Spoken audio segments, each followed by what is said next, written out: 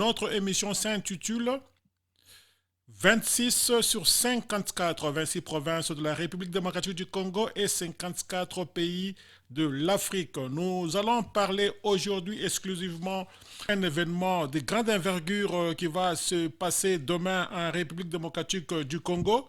L'élection du Sénat aura lieu demain et aussitôt terminées les élections, donc il y aura l'installation du bureau définitif. Donc voilà donc un événement très important, un événement de grande envergure qui va se passer en République démocratique du Congo demain, 2 mars 2021. Alors maintenant, ce que je voulais dire avant que je n'appelle certains intervenants, il s'est fait que depuis un certain moment, nous avons constaté au niveau du Parlement, il y a eu toujours des candidats uniques à des postes de commande. Et cela s'est fait exactement de la même manière au niveau du Sénat. Donc, c'est les flip-flops, comme on appelle, c'est-à-dire, il y a eu les gens de FCC et cette fois-ci, on a vu que c'est les mêmes gens maintenant de l'Union sacrée qui prennent tout. Alors, nous nous demandons exactement s'il y a l'application de la démocratie ou bien c'est une vengeance des uns contre les autres. Alors, nous demandons à ceux-là qui prendront ces responsabilités de savoir que la République démocratique du Congo ne se gère pas comme un club d'amis où nous disons, bon, il y a l'équipe qui a échoué, maintenant c'est l'équipe gagnante qui prend la place et qui va cette fois-là maintenant se venger contre les autres, non? Nous demandons qu'il y ait l'esprit de sportivité, de démocratie, de tolérance, que tout le monde puisse se focaliser selon l'esprit et la lettre de l'Union sacrée telle que prônée par le président de la République, Félix Antoine Tshisekedi. Il faudrait qu'on évite le triomphalisme.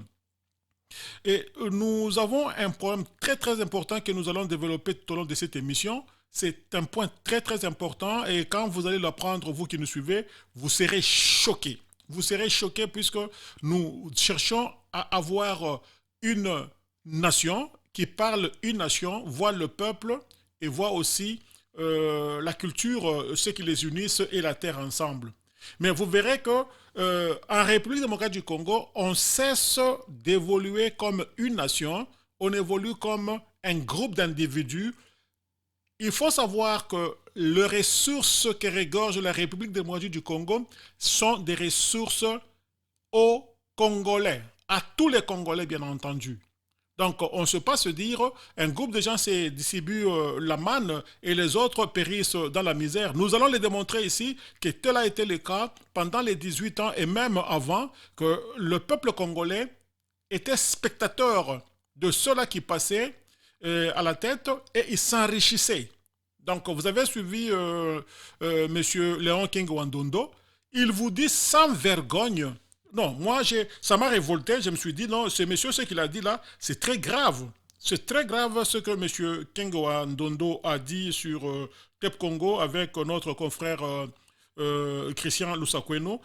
Ça m'a un tout petit peu, ou bien à la rigueur, ça m'a gravement énervé.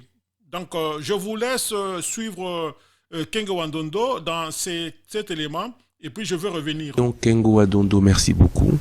Merci de nous avoir accordé de votre précieux temps.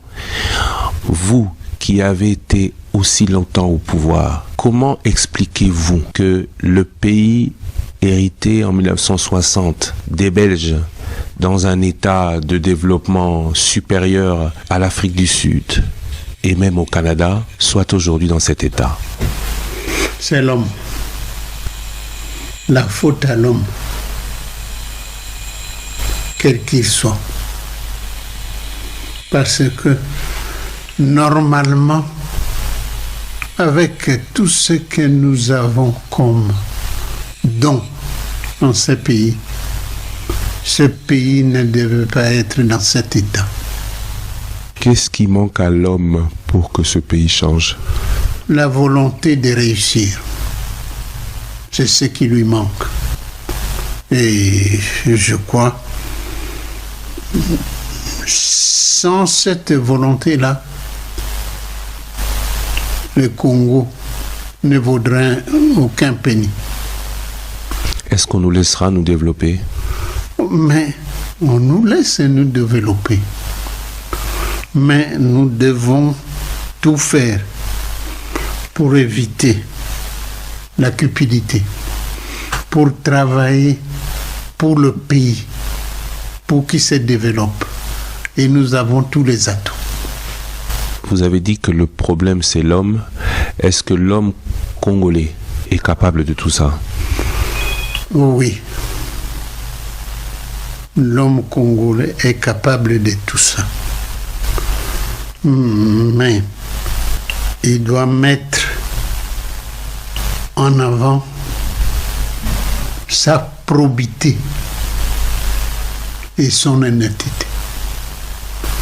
Qu'il travaille pour le pays et pas pour lui. S'il le fait, le pays va monter et monter plus haut. Monsieur Léon Kengo Wadondo, je vous remercie. Merci. Est-ce que vous vous rendez compte, cher auditeur, Kengo, qui a été aux affaires depuis 1965 jusqu'à ces jours, il était toujours dans les affaires. Il vous dit que si le pays n'avance pas, c'est à cause de la cupidité, c'est à cause de manque de nationalisme, c'est à cause de l'ego. Donc lui, il nous dit ce qu'il a été. Il nous dit ce que leur groupe a fait de ce pays-là. Il vous dit aujourd'hui que l'homme doit changer, l'homme doit prendre à cœur le pays. Donc eux ne l'ont pas fait. Et jusqu'à la dernière magistrature, et même jusqu'en 2020, avec le Sénat et le Parlement, chers amis, je vais vous donner des chiffres ici. Vous allez vous rendre compte que non, nous avons des gens qui ne sont pas congolais ou qui n'aiment pas les Congolais qui étaient à la tête du pays. Ça, c'est révoltant, c'est inacceptable. Alors là, nous devons revenir à la conscientisation et la conscientisation de ceux-là qui vont prendre demain le bureau du Sénat. Les gens se battent pour prendre le bureau du Sénat. Alors nous demandons pour quel intérêt, puisque ces gens qui sont au Sénat et ceux-là même qui cherchent à être élus demain et être installés comme dirigeants du Sénat demain, gardez votre souffle, ils ont tous touché 10 000 $ chacun le 5 janvier. D'où est venu cet argent? D'abord, faisons les calculs. 10 000 $ pour chaque sénateur. Ils sont 100 ou 101. 100 sénateurs fois 10 000 $ à chacun. Ces gens ont pris dans la caisse de l'État 1 million de $. Le 1 million de $ était venu de ce qu'on a déposé dans la caisse du Sénat le 30 décembre 2020. Une manne qui est tombée de je ne sais où de 7 millions de $ dans la caisse du Sénat. Mes chers amis, dans ce pays-là, il y a des mamans qui sont dans les hôpitaux, qui sont clouées dans les hôpitaux après avoir donné naissance. Ils n'ont pas de moyens de liquider leurs factures. Alors, ils sont séquestrés par des médecins directeurs inconscients qui les séquestrent dans les hôpitaux. Et vous verrez qu'il faudrait qu'il y ait un député, un sénateur, un ministre, un dignitaire tout court qui va passer là-bas en attendant vers les élections pour aller maintenant payer pour ces mamans-là qui 100 $, qui 80 $ pour demander leur vote. Mes chers amis, nous sommes où là? Nous sommes où là? Cela doit cesser maintenant et maintenant même. Vous avez des gens qui vont visiter les écoles, vous trouvez une école dilapidée, vous donnez l'argent pour reconstruire cette école-là. Est-ce que c'est l'unique école au Congo? Le gouvernement ou bien le régime dernier nous a fait voir qu'on a construit 1000 écoles. On ne les a jamais vues. Et aujourd'hui maintenant, les gens qui sont au pouvoir, nous avons pris le pouvoir disant que nous allons diriger autrement. On commence à faire la même chose. Ce sont les dons. Est-ce que ce pays-là, c'est un pays socialiste? Est-ce que ce pays-là, c'est un pays communiste? Où il y a les bourgeois, ils viennent donner de l'aumône aux malheureux, créer de l'emploi, c'est tout. Nous avons une classe de jeunes très, très mouvementés, très énergétiques. Ils vont travailler et gagner leur vie à eux-mêmes. Nous avons de l'argent dans ce pays-là. Ce n'est pas l'argent des politiciens, c'est l'argent des Congolais. Eh bien, il faudrait qu'il y ait partage équitable. Je ne parle pas égal, mais équitable. Mais ce que nous voyons au Congo, ça dépasse tout entendement et c'est révoltant. Alors, dans ce que nous sommes en train de dire, je vais tenter de prendre les gens par-ci, par-là, pour qu'ils donnent leur point de vue. Mais néanmoins, à ce stade, je vais vous informer, comme je le disais tout au début, vous êtes sur la voie de la démocratie congolaise dans son émission 26 sur 54, 26 provinces de la République démocratique du Congo et 54 pays de l'Afrique. Donc les Africains et les Congolais en particulier, vous êtes appelés à passer dans cette émission pour donner votre point de vue, que l'Afrique et le Congo puissent voir un développement qui intéresse tout le monde. Je parlais avec à peu près deux députés du temps de Kabila, qui étaient dans l'opposition bien entendu. Je les appelle, ils ne prennent pas mon téléphone. Quand j'ai fait des textos, alors ils prennent et disent non, donc on prend. En un jour, quand je reçois 50 coups d'appel, 48 c'est pour me demander l'argent. Mais ces gens qui demandent de l'argent, c'est plus qu'ils n'en ont pas. C'est plus que vous qui êtes censés légiférer et travailler avec l'exécutif, créer le climat. Le gouvernement n'a pas mission de créer de l'emploi. Le gouvernement a une mission spécifique: créer le climat des affaires, créer le climat susceptible de faire que les gens puissent venir investir. Les investisseurs ne sont pas seulement les étrangers, les commerçants que vous allez chercher à l'extérieur. Ils viennent là pour vous prendre de l'argent et aller dans leur pays. Mais créer le climat de confiance, comme ça les Congolais eux-mêmes, ils vont investir.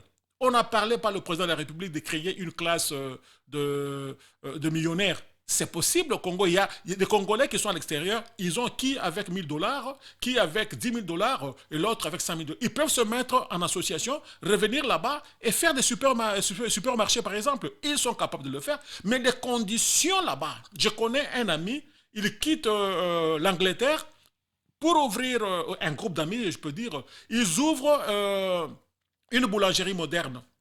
Donc chaque matin, il y a qui? Le ministère de l'Agriculture. Je ne sais pas ce qu'ils viennent chercher dans une boulangerie, on doit payer la patente. Il y a un ministère de la Culture, c'est ce qui m'a fait révolter. Ils posent la question, mais nous ne sommes pas des musiciens ou des gens de théâtre pour donner de l'argent au ministère de la Culture. Ils disent non, vous avez écrit là-bas. C'est que quand vous écrivez au-dessus là, les écriteaux font partie de la culture, vous devez payer une patente. Et le ministère de Santé vient, hygiène. Come on mes chers amis. Quand est-ce que je vais faire de bénéfices, puisque je vends un pain, peut-être sur les 100 pains que je vais produire, il y a 3 ou 4 pains qui constituent les bénéfices. Mais vous venez, je vous donne tout cet argent-là. Conséquence, ces gens ont créé de l'emploi, ils ont créé un très bel espace là-bas, ils ont tout fermé. Ils sont répartis. Ils vivent calmement en Angleterre. Donc c'est ça la mission du gouvernement et du Conseil législatif, c'est-à-dire le Parlement et le Sénat. Créer les conditions propice pour que les gens viennent investir là-bas et surtout donner beaucoup plus la priorité aux autochtones. Quand moi je viens vers mon argent, j'investis au Congo, c'est l'argent des Congolais qui va rester au Congo, je vais investir au Congo. Mais quand vous allez chercher des investisseurs à l'extérieur, ils viennent d'abord, ils ne construisent pas. Rares sont ceux-là qui construisent. Ils vont utiliser les mêmes immeubles qu'ils ont trouvés depuis l'indépendance. Ils arrivent là-bas, ils font partie des Congolais, ils mettent la marchandise, ils font les affaires. Et ce qui s'est fait en Afrique et c'est connu de tous, qu'est-ce qu'ils font? Ils arrivent à un certain moment, ils ne veulent plus payer des impôts, ils gardent le même magasin, mais ils changent le nom du propriété. Alors vous refaites encore les négociations pour commencer avec eux et vous donner des garanties, des rabais de taxes et des impôts.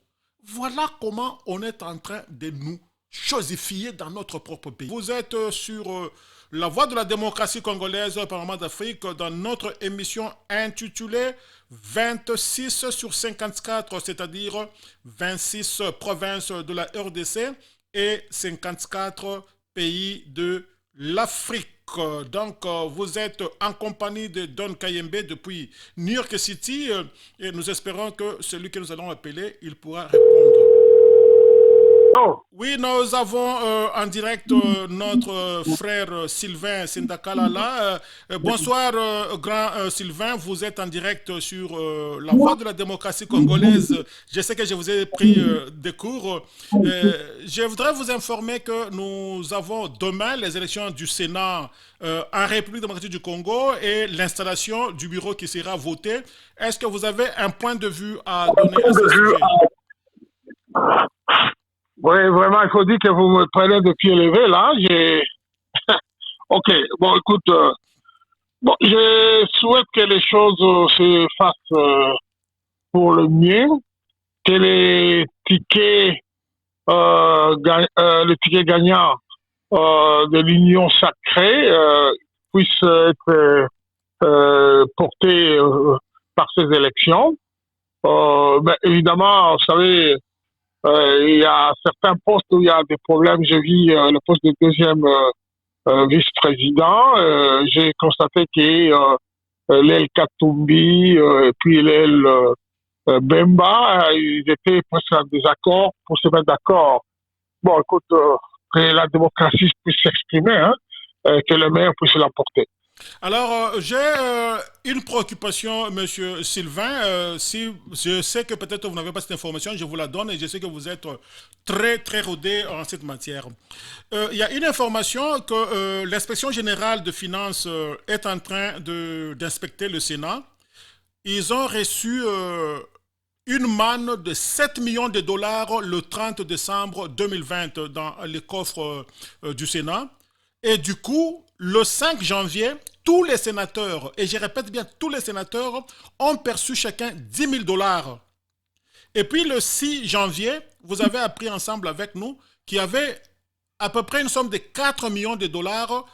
Donc si on va mettre les francs congolais, les euros et les dollars ensemble, l'équivalent de 4 millions de dollars américains qu'on a trouvé chez Tambou Mwamba. Il a dit non, on a retiré ça tard, on devait aller les retirer à la sortie. La somme, c'est qu'on a payé le 5 aux sénateurs les 10 000 dollars chacun, c'est-à-dire 1 million, et les 4 millions, on a fait 5 millions. Il y a encore les 2 millions qui ne semblent pas être justifiés, M. Sylvain. Est-ce qu'on peut développer un pays comme ça, M. Sylvain? Bon, on sent très bien qu'il n'y a pas d'orthodoxie hein, dans la gestion qui faisait, disons, enfin, place, quoi, jusque là. De cette manière, pour répondre de manière directe, bon, écoute, je n'ai pas tous les éléments, comme tu viens de me les avancer là-bas, parce que je n'ai pas suivi de tout près. Mais si cela s'avère vérifié, on ne peut pas avancer de bonne manière. Il faudrait qu'il y ait des règles de contrôle très très bien suivies, que chaque dollar dépensé, on doit savoir à quoi ça a apporté et que pour qu'on puisse cesser à saigner la République, puisque jusque-là, la manière dont les gens pillent ce pays-là nous rend tous malades. Hein. On ne peut pas accepter que cela puisse continuer. Comme je l'ai dit, je vous ai pris pied levé. Donc, vous êtes dans l'émission intitulée 26 sur 54 de Don Kayembe, c'est-à-dire 26 provinces de la République démocratique du Congo et 54 pays de l'Afrique. Nous sommes en train d'assister au dernier virage de la formation du gouvernement Kenge. Nous parle de 44 ministres plus le Premier ministre, ça sera 45 ministres, donc de 65 à 45. Vous pensez qu'on a suffisamment réduit le nombre ministériel ou bien il fallait faire davantage? Bon, réduction, il y en a, puisqu'on était à 65, si on est autour de 40, quelque chose, c'est qu'il y a quand même une réduction sur le plan mathématique. Mais à avoir la population dans laquelle notre pays se trouve, moi je pense, ça c'est un point de vue personnel, qu'on pouvait encore aller un peu plus bas. On pourrait être autour de 30 ministres, hein, 35 ou choses comme ça, dans la trentaine. Je crois que ça serait encore. Mais le problème est que l'équation est difficile. Vous savez, toutes ces personnes avec les appétits qui sont arrivées à l'Union sacrée, vous savez dans quelle mesure cette union sacrée a pris naissance. Il faudrait chercher à essayer un peu de placer, à calmer les ardeurs de tout le monde. C'est ce qui fait que parfois ils se sont mutés au problème de l'ombre. Mais il y a les nombres d'un côté et de l'autre côté la gestion du pays, puisqu'on doit essayer de diminuer davantage les dépenses que, à mon avis, que je trouve inutiles. Même le Sénat, là, quand on le voit comme on peut s'inspirer de ce qui s'est passé au Sénégal. Si on trouve que ça ne porte pas, que nous perdons beaucoup d'argent, il faut réduire. Comme vous dites, l'émission 26 provinces, à 26 provinces déjà là, vous voyez, il y a des provinces qui ne sont pas opérationnelles jusqu'à date. Donc, je crois qu'on est allé très, très, très vite en besogne. Il faut qu'on fasse un constat d'échec de ce nombre de provinces. Pourquoi ne pas revenir à ce qui était avant 11, quitte à aller avec les choses de paix et doucement jusqu'à ce qu'on va maîtriser certains paramètres. Voilà que nous avons un Premier ministre qui est venu de là où vous avez vécu pendant des années.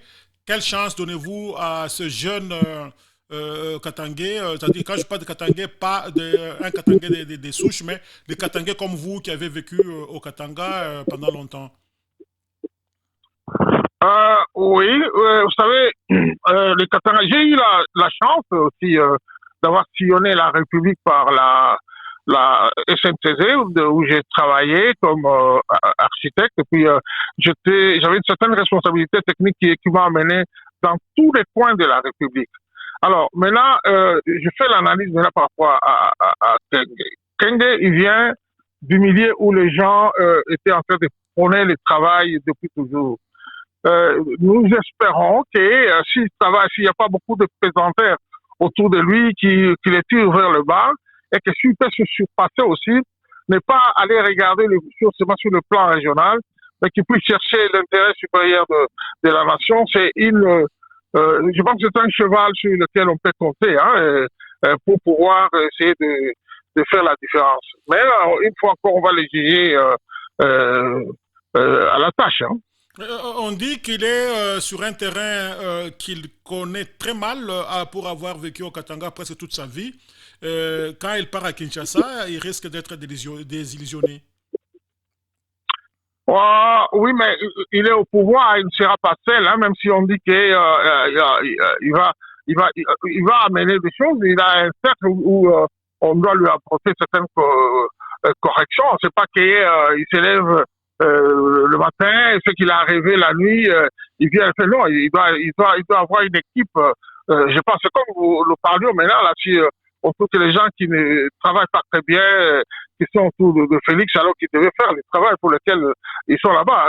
Toutes ces personnes-là, je crois que c'est au niveau du choix qu'il va porter pour les gens qui vont l'entourer. D'abord, lui en tant que Premier ministre avec son cabinet, et puis le reste des ministres qui vont venir, j'espère que là aussi, il fera un choix responsable. S'il ne fait pas un choix responsable, alors là, ça sera très difficile. Tu mets des gens qui n'ont pas l'amour du pays ou bien qui n'ont pas la compétence voulue, alors à ce moment-là, on ne peut pas espérer escompter de meilleurs résultats. Ok, merci bien. Alors, Mukubwa Sylvain Senda, je suis très heureux que vous avez accepté. Je vous ai pris des cours, vous ne vous attendez pas. Et c'est ce que je fais maintenant dans les émissions. Chaque soir, j'appelle les gens que je prends comme ça, inentendu. Ils répondent. Et là, vous avez bien une très bonne prestation puisque ça vient du fond de votre cœur. Merci beaucoup. Je rappelle que vous êtes un grand combattant. Vous êtes battu jour et nuit pour défaire le système kabyliste pendant le plus grand moment de la dictature. Merci beaucoup, Mukubwa Sylvain, et à la prochaine. Vous êtes sur la voie de la démocratie congolaise dans l'émission 26 sur 54, c'est-à-dire 26 provinces sur 54 pays de l'Afrique. Merci beaucoup et à la prochaine. Merci, je te remercie et je remercie aussi les auditeurs. À la prochaine. Au revoir. Au revoir. Nous allons toujours continuer à chercher si nous allons trouver aussi quelqu'un d'autre. Nous attendons et essayons de voir ce que ça peut donner. Nous voudrions que tout le monde, tout celui qui a un point de vue à donner, qu'il intervienne. Les pas connecté. Il est là. José, bonsoir. Je sais qu'à Kinshasa, il fait très tard. La question, c'est celle-ci, José. Il y a des gens qui disent que le Premier ministre nouvellement nommé par le président de la République, Félix Tshisekedi, était né à Paris, comme lui-même dit, j'étais né à Paris. Donc, de facto, on pense qu'il a la nationalité française. Qu'est-ce que vous en dites? Non, écoute, c'est un faux débat. Un faux débat parce que la loi française ne dit pas cela. La loi française ne donne pas la nationalité de sol ou la nationalité de naissance parce que tu es né là-bas, tu as automatiquement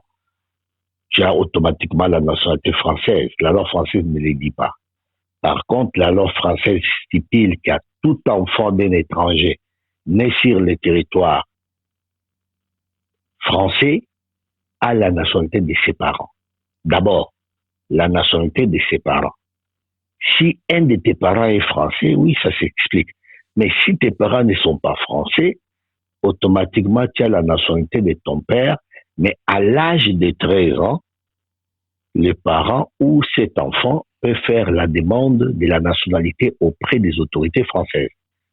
On ne donne pas la nationalité parce qu'il y a une femme qui est au Congo, son mari a de l'argent, et que la femme veut accoucher, le mari, l'homme envoie sa femme, va accoucher en Europe, tu vas en Europe pour accoucher et automatiquement ton enfant est français. Non, non, c'est une distraction. Je crois que c'est un faux débat. Un faux débat, mais aux États-Unis, une fois l'enfant est né aux États-Unis, automatiquement l'enfant est américain.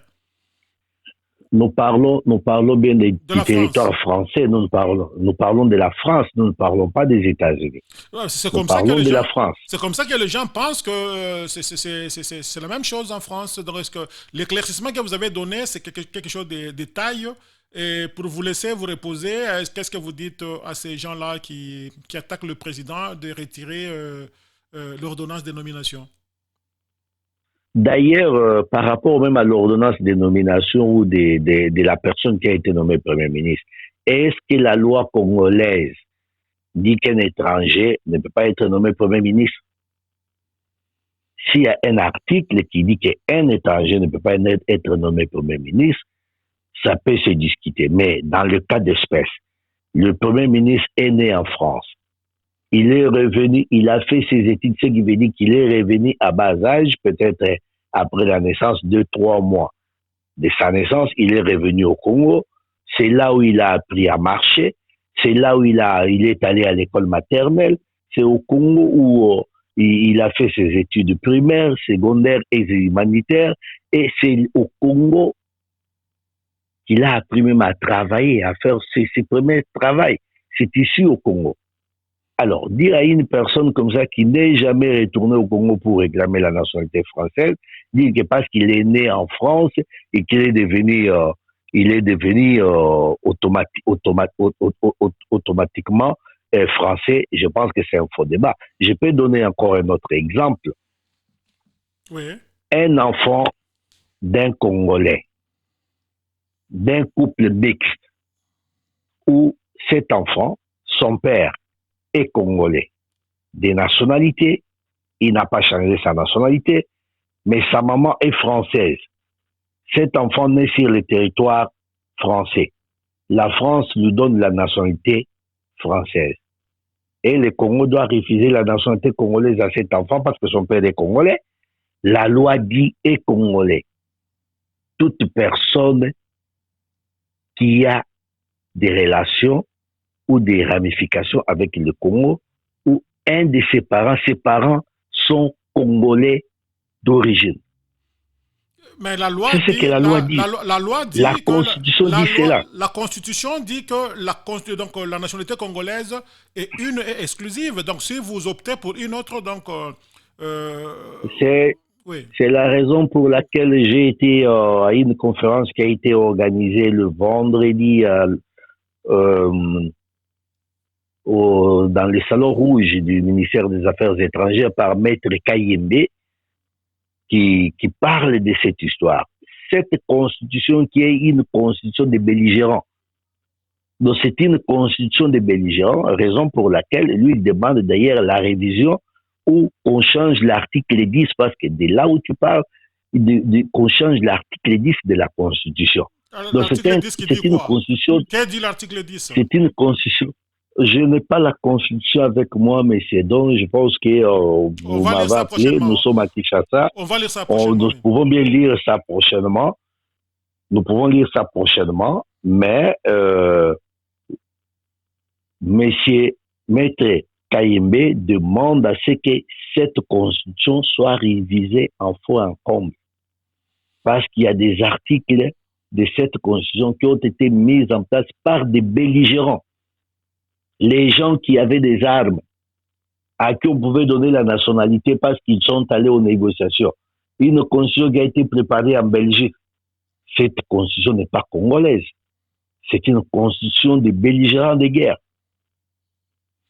Donc, j'avais trouvé qu'il avait parfaitement raison. Tout à fait. Alors, grand merci, José. Je ne veux pas vous prendre trop de temps. Je sais que vous êtes un grand militant. Donc, du lieu où vous êtes, vous avez répondu brillamment à nos questions.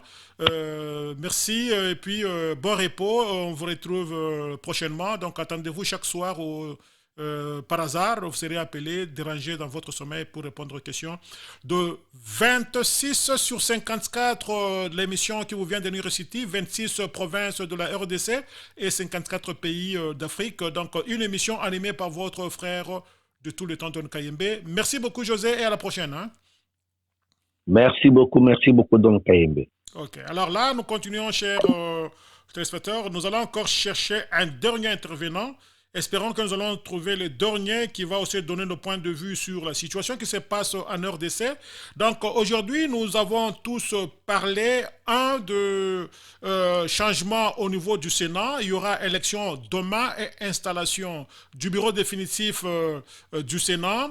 Et après, nous avons parlé de la gestion de la RDC où l'argent au niveau du Sénat, il y a eu 7 millions de dollars qui sont tombés dans la caisse. D'où est venu cet argent? Donc, l'IGF, c'est-à-dire l'Inspection Générale des Finances, doit nous donner des éclaircissements. Et le 5 janvier dernier, il y a eu paiement de 10 000 dollars à chaque ou à chacun des sénateurs. Donc nous devons savoir, la population vit dans une souffrance incommensurable, mais il y a des gens qui se partagent de l'argent. 10 000 dollars, d'où est venu cet argent et comment ça s'est justifié?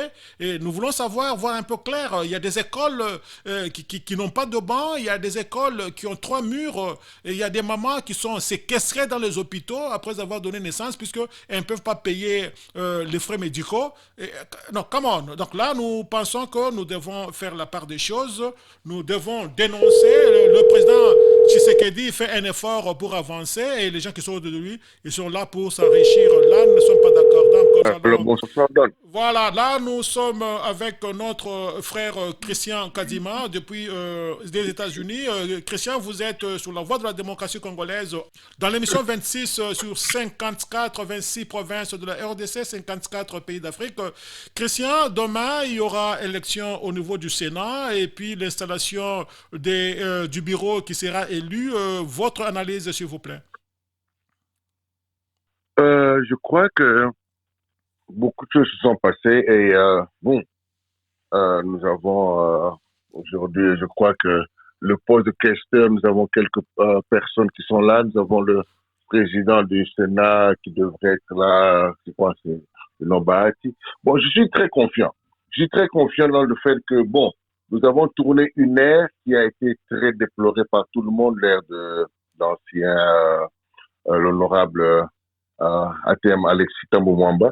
Je suis très optimiste. J'espère que les choses vont vraiment réellement changer parce que notre peuple a besoin d'un réel changement. Nous en avons quand même marre de tous ces évasions, comment on pourrait dire, ces détournements de millions, parce que chez nous on ne détourne jamais des milliers de dollars, c'est toujours des millions. J'espère que cette fois-ci, la nouvelle équipe avec M. Bati, le professeur Bati qui est un grand politicien, j'espère que les choses vont marcher dans ce sens-là. Nous espérons bien, puisque l'unité de détournement de l'argent au Congo, l'unité des mesures, c'est 1 million. Donc, quand vous volez moins d'1 million, vous Toujours. n'êtes pas expert. Alors, Non, non. alors Christian, parlons un peu de ces millions-là. On nous dit qu'il y avait l'argent qui était tombé dans les caisses du Sénat et du Parlement, 7 millions de dollars. Et le 5 janvier, chacun des sénateurs a reçu 10 000 dollars, soit 1 million de dollars qui a été donné à ces gens-là. Qu'est-ce que vous dites? Bon, le problème, ce n'est pas les hommes, je crois, c'est l'esprit. Pourquoi ces sénateurs sont-ils là? Savent-ils vraiment quelle est leur mission? Apparemment, non. Leur mission, je crois que jusque-là, ils se disent que nous sommes là pour empocher de l'argent, nous sommes là pour vous enrichir, et c'est ça le vrai problème. On peut aujourd'hui changer un autre monsieur Combat, je crois, on peut changer de nouveaux sénateurs, mais est-ce que l'esprit aura changé? Voilà. Si c'est le même esprit qui reste, alors ce sera encore cette fois-ci des milliards qu'on va donner à des sénateurs.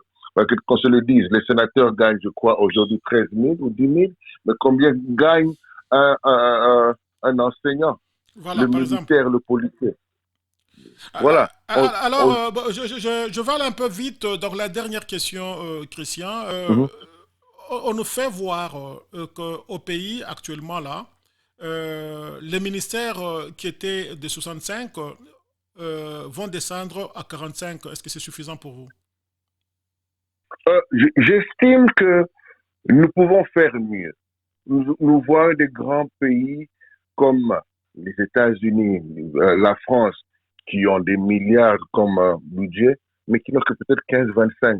Pouvons-nous carrément, au lieu de chercher à donner la place à toutes les formations politiques, de ici, de là-bas, mettons des technocrates où on peut fusionner des ministères et être plus, pour avoir une meilleure approche des choses. Avoir 45, je crois que c'est encore, on peut faire mieux que cela. Nous avons besoin peut-être d'un ministre, on n'a pas besoin de ministre d'État, on a besoin de quelques ministres, 15, 20 peut-être par là. Ça, c'est mon point de vue. Moi. En tout cas, très bien parlé. Alors là, je vais vous laisser partir. Merci d'avoir participé dans l'émission 26 sur 54, c'est-à-dire 26 provinces de la RDC, 54 pays d'Afrique, où nous demandons les Congolais africains d'intervenir chaque soir sur la voie de la démocratie congolaise avec votre serviteur de tout le temps, Don Kayembe. Merci beaucoup, Christian, et bonne soirée. Hein. C'est toujours un plaisir de parler avec vous. Au revoir Ok. et bonne soirée encore. Bye bye. Au revoir, bye bye. Alors là, voilà, nous sommes pratiquement à la fin de notre émission d'aujourd'hui. C'est une émission qui fait parler les Congolais, les Africains, donner leur point de vue sur la gestion rocambolesque dans le pays d'origine. C'était votre serviteur de tout le temps de KMB depuis Nokia City. Nous sommes dans une émission qui est dédiée aux Africains et aux Congolais en particulier, appelée 26 sur 54, 26 provinces de la RDC, 54 pays de l'Afrique, dans une émission qui est animée depuis les États-Unis d'Amérique à New York pendant 30 à 40 minutes. Merci donc, vous qui nous avez suivis du début jusqu'à la fin. À la prochaine.